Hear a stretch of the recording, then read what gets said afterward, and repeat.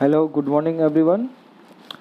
So let us start a new topic from alternating current, new MCQs from this chapter. We have already discussed 15 MCQs in the previous lecture. So let us start with the new MCQ number 16. 8 ohm reactance and 6 ohm resistance connected in DC circuit. The effective resistance of the circuit is dash. अब इस circuit के अंदर हमने पहली चीज़ तो DC circuit हमारे पास है, alternative circuit नहीं होगी। इट मीन्स कि हमारा जो सप्लाई होगा वो डायरेक्ट करंट बेस्ड सर्किट है। अगर हमारे पास डीसी सर्किट होगी तब डीसी सर्किट के लिए कोई भी इंडक्टिव कॉइल का रेजिस्टेंस कितना हो जाएगा, ज़ीरो। अल्टीमेटली हमारे पास बचेगा जो हमारा फाइनल लोड रेजिस्टेंस होगा, वही रेजिस्टेंस बचेगा 6 ओम। इस सर्किट के लिए इफेक्टिव रेजिस्टेंस कितना हो जाएगा, 6 ओम। और correct option is option number B, 6 ohm. The next one is MCQ number 17. Impedance in a given figure is dash. अब इस सर्किट के अंदर हमें इम्पेडेंस मतलब total resistance, effective resistance find out करना है, जहाँ पे हमें इंडक्टर एंड कैपेसिटर्स दोनों पैरेलली कनेक्टेड दिए हैं। अब इस सर्किट से अगर हमें Z मतलब इम्पेडेंस निकालना होगा, इट मीन्स अगर हमें इस सर्किट से कितना करंट फ्लो होगा, अगर करंट की वैल्यू पता होगी then we have 90 volt power supply, so we can easily calculate impedance in a given figure. First XL के बेस पे मतलब इंडक्टर से कितना करंट फ्लो होगा, IL is equal to V by XL which is equal to 90 by 30 which is equal to 3 ampere. Now current passing through capacitor IC is equal to V by XC which is equal to 90 by 20 is equal to 4.5 ampere. Now net current in the circuit. अब net current कितना flow होगा, जैसे हमारे पास power supply AC power supply है 90 volt. अब XL and XC से current pass होगा तो हमारे पास नेट करंट कितना बचेगा, तो net current is equal to IC minus IL which is equal to 4.5 ampere minus 3 ampere which is equal to 1.5 ampere. Now impedance Z is equal to V by I which is equal to 90 by 1.5 which is equal to 60 ohm. So the correct option is option number C, 60 ohm. Now MCQ number 18. If V is equal to 8 sin omega t plus 6 sin 2 omega t volt, then RMS value of voltage is dash. अब इस question के अंदर हमें RMS value calculate करनी है। RMS का मतलब हो जाएगा रूट मीन स्क्वायर। जब मैथमेटिकली RMS वैल्यू कैलकुलेट करेंगे तब हमारे पास ऑपरेशन कहाँ से स्टार्ट करेंगे हम, RMS। सबसे पहले हम स्क्वायर करेंगे, इसके बाद उसका मीन फाइंड आउट करेंगे और उसके बाद उसका रूट निकालेंगे। RMS root mean square, but operation start करेंगे हम रिवर्स डायरेक्शन से। सबसे पहले इस इक्वेशन का स्क्वायर करेंगे। ये हमारी basic equation V is equal to 8 sine omega t plus 6 sine 2 omega t. Now सबसे पहले स्क्वायर करेंगे, V square is equal to A plus B whole square का फॉर्मूला अप्लाई करेंगे। हमारे पास ये एक बेसिक इक्वेशन बनेगी। अब इस इक्वेशन का मीन फाइंड आउट करेंगे। हमें ये पता है कि अगर साइन स्क्वायर या कॉस स्क्वायर का फंक्शन होगा, अगर स्क्वायर फंक्शन होगा तब उसका मीन वैल्यू होगा हाफ, बट जहाँ पे sign omega t into sine 2 omega T power 1 होगा तब इसका मीन वैल्यू कितना हो जाएगा, 0। तो अल्टीमेटली हमारे पास फर्स्ट वाले 64 साइन स्क्वायर ओमेगा टी के लिए फाइनल वैल्यू क्या होगी, 64 इंटू हाफ 36 इंटू हाफ, और इसके लिए हमारे पास फाइनल वैल्यू होगी 0 mean value. Sine square 2 omega t half, then sine omega t into sine 2 omega t, इसका मीन निकालेंगे 0। V स्क्वायर का मीन कितना हो जाएगा, 64 into half plus 96 into 0 plus 36 into half. V square is equal to 32 plus 18 which is equal to 50। अब last step होगा हमारा root. So V R M S is equal to square root of mean V square which is equal to √50 which is equal to 7.07 volt. So ये हमारा final answer. तो simple सा operation है, पहले square करना है, इसके बाद मीन फाइंड आउट करो, इसके बाद इसका रूट फाइंड आउट करेंगे। Now MCQ number 19। In LCR voltage supply is V is equal to 200 sin into bracket 100 pi into T volt. The value of capacitor and resistance are 1 microfarad and 100 ohm respectively. Then for obtaining maximum value of RMS for current, the value of inductance should be dash। अब इस question के अंदर हमें सबसे पहले तो इस equation को हम बेसिक इक्वेशन से कंपेयर करेंगे। V is equal to V M sine omega t. So V M it means 200, omega t so omega it means 100 pi, और इस कंडीशन में हमें capacitance given 1 microfarad and resistance is given as 100 ohm. अब हमें पूछा क्या है, for obtaining maximum value of RMS for current. अगर हमें RMS करंट की मैक्सिमम वैल्यू फाइंड आउट करनी है, उस कंडीशन में हमें इंडक्टेंस की वैल्यू पूछी है।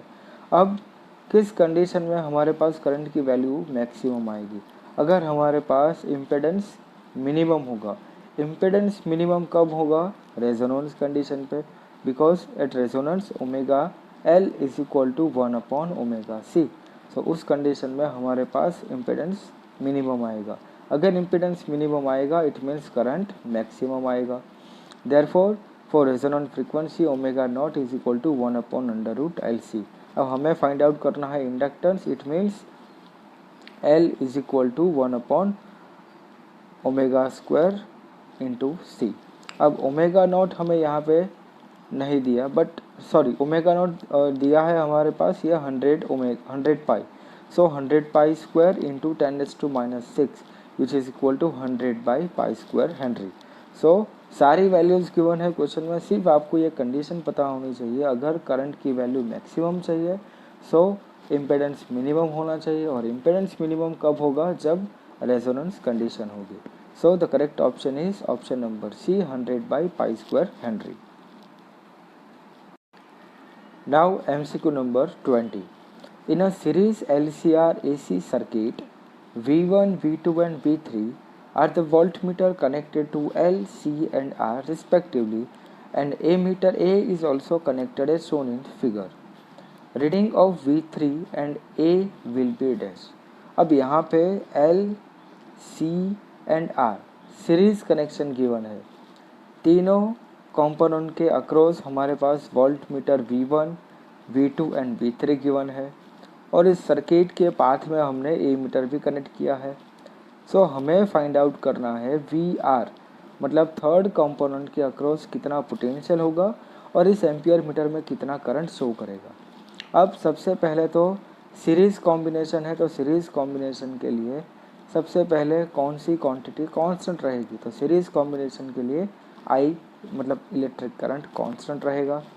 सेकेंड थिंग, इस सीरीज़ कॉम्बिनेशन के लिए हमारे पास इफेक्टिव पोटेंशियल कितना होगा, सो V² is equal to VR² plus VL minus VC whole square. और एक इम्पॉर्टेंट बात यहाँ पे, V1 and V2 both are 400 volt, it means VL is equal to VC। अगर VL is equal to VC होगा तो ये वाला कंपोनेंट हमारा ज़ीरो हो जाएगा। Therefore V² is equal to VR², therefore V is equal to VR। अगर हमारे पास V की वैल्यू इस क्वेश्चन में इस सर्किट में गिवन होगी तो वही पोटेंशियल VR के अक्रॉस होगा, और हमें V की वैल्यू इस वाले सर्किट पे गिवन है 220 volt. So VR is equal to 220 volt. So we have a potential across third component is 220 volt.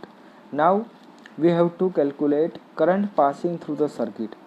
Therefore I is equal to V by Z। Series combination I की value constant but Z हमें calculate करना होगा, और Z it means impedance, और impedance का formula होगा Z is equal to √R² plus XL minus XC whole square. अगर VL is equal to VC होगा therefore XL is equal to XC होगा, बिकॉज करंट तो कांस्टेंट होगा, VL is equal to VC, मतलब potential भी हमारा same हो गया, तो इट मीन्स रेजिस्टेंस भी सेम होगा। सो हमारे पास इम्पीडेंस की वैल्यू कितनी होगी, Z is equal to R which is equal to 100 ohm. So I is equal to V by Z which is equal to 220 by 100. Therefore I is equal to 2.2 ampere. So we have correct option. Potential across V3 is equal to 220 volt and current through circuit is 2.2 ampere. So correct option is C. Now MCQ number 21. A capacitor of 1 microfarad is charged with 1 volt supply.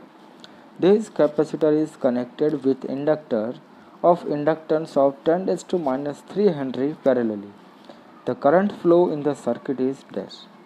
अब इस question के अंदर हमें 1 microfarad capacitor और उसको connect किया हमने 1 volt supply के साथ। इसी कैपेसिटर को हमने अगर इंडक्टर के साथ पैरेलली कनेक्ट किया तब उस कंडीशन में सर्किट से कितना करंट फ्लो होगा वो हमें कैलकुलेट करना है। तो सबसे पहले तो जैसे ही कैपेसिटर को कनेक्ट करेंगे, कैपेसिटर की प्लेट पे चार्ज कितना होगा। सो चार्ज के लिए basic formula Q not is equal to CV. So 1 microcoulomb charge, but these two components are connected with EC power supply. So charge is equal to Q is equal to Q not sin omega t. इसी basic equation को अगर हम differentiate करेंगे तब हमें current मिलेगा I is equal to dq by dt which is equal to d by dt Q not sin omega t. So I is equal to Q not omega cos omega t. Comparing this equation with general formula. General formula हमारा कौन सा हो जाएगा, I is equal to I not cos omega t. अगर दोनों equation को अगर हम कंपेयर करेंगे सो हमें I not is equal to मिलेगा Q नॉट ओमेगा. सो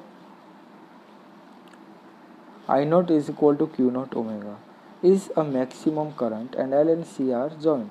अगर मैक्सिमम करंट होगा it means omega is equal to 1 upon under root LC which is equal to, अब हमें इंडक्टेंस एंड कैपेसिटर दोनों की वैल्यू गिवन है, इसी ओमेगा को हमें सिर्फ कैलकुलेट करना है ये सारे स्टेप के साथ.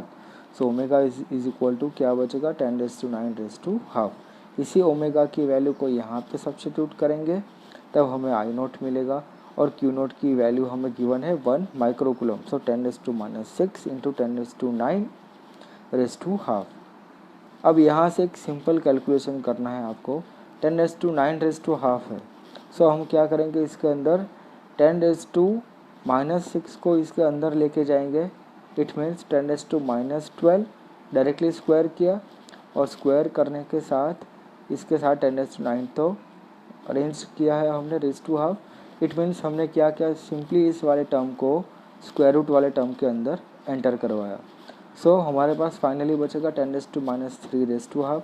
अब सिंपली आपको 1000 मल्टीप्लाई करना है, 1000 डिवाइड करना है. जैसे आप 1000 मल्टीप्लाई करोगे और 1000 डिवाइड करोगे तो हमारे पास बचेगा √1000 मिली एम्पियर.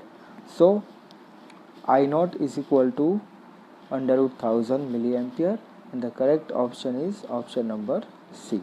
इस MCQ में सिर्फ कैलकुलेशन इम्पॉर्टेंट है, थोड़ा डिफ़िकल्ट होगा बट आपको प्रॉपरली अगर आप अरेंज करोगे सारे टर्म्स को तो कैलकुलेशन से आपका फाइनल ऑप्शन के अंदर दिया गया आंसर आ जाएगा.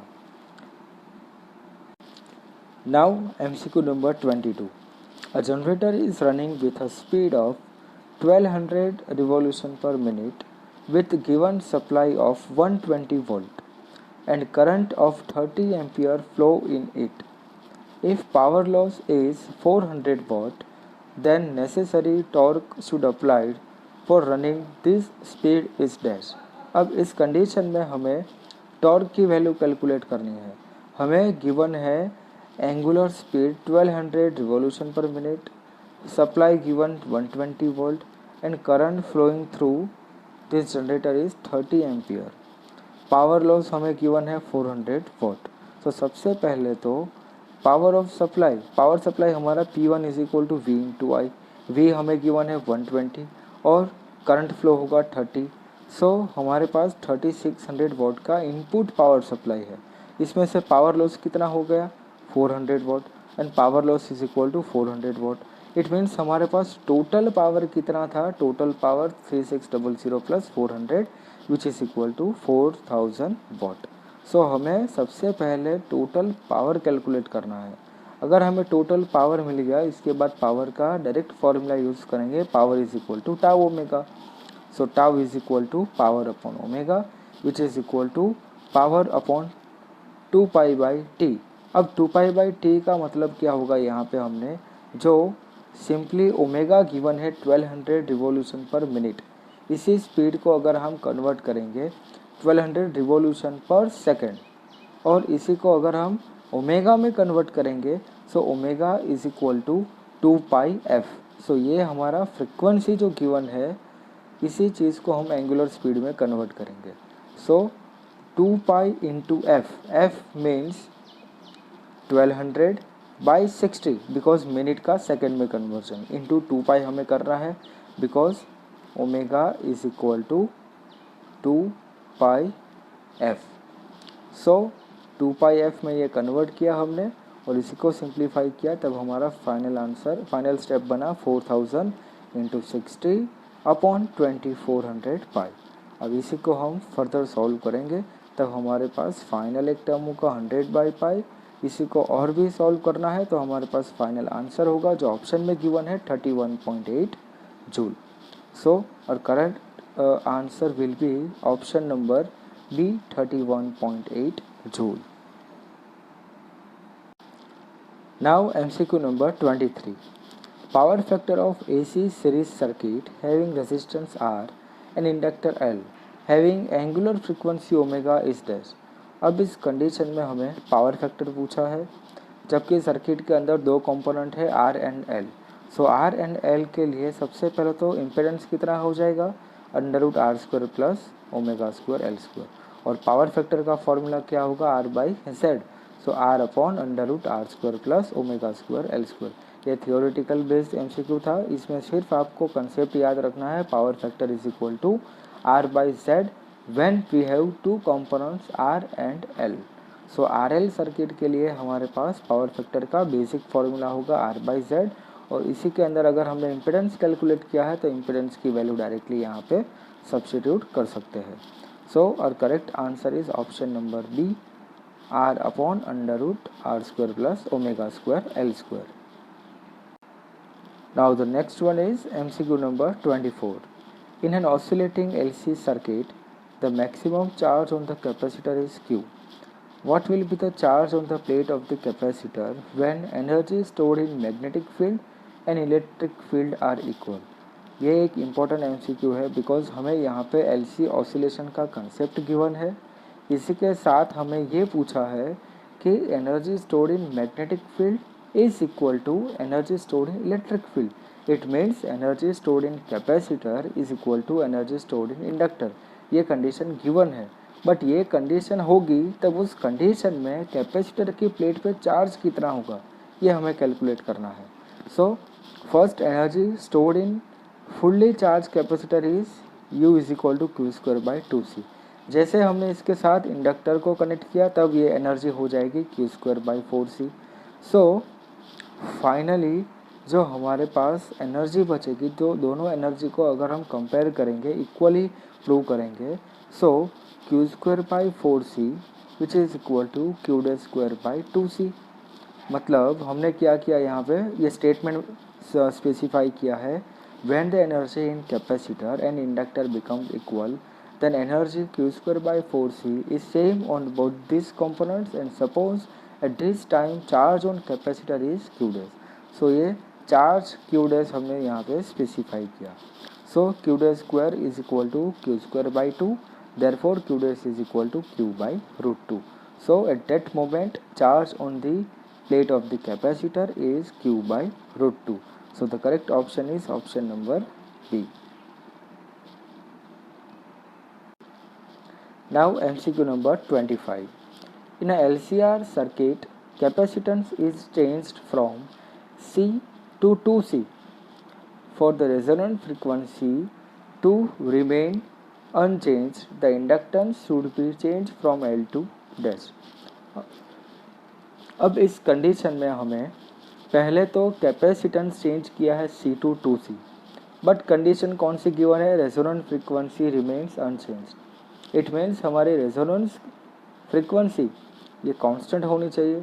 अगर एक कंडीशन में हमने कैपेसिटेंस चेंज किया C2 टू C, तब इंडक्टेंस L2 कितना चेंज होगा, मतलब इंडक्टेंस L गिवन है, अब L से कितना चेंज हो सकता है। सबसे पहले दोनों कंडीशन के लिए रेजोनेंट फ्रीक्वेंसी लिखेंगे। Omega 1 is equal to 1/√L1C1 and omega 2 is equal to 1/√L2C2। दोनों फ्रीक्वेंसी हमें यहाँ पे कांस्टेंट गिवन है, remains unchanged. So omega 1 is equal to omega 2, therefore 1/√L1C1 is equal to 1/√L2C2, therefore L1C1 is equal to L2C2। अब हमने C2 को change किया twice C1 से, सो L1C1 is equal to L2 into twice C1, so L2 is equal to L1C1 upon twice C1, so L1 is equal to L, ये तो हमें question में given है, सो L2 is equal to L/2। So the correct answer is option number C, L/2। So in the next lecture we will discuss some basic concepts from the next chapter, EM waves. Thank you.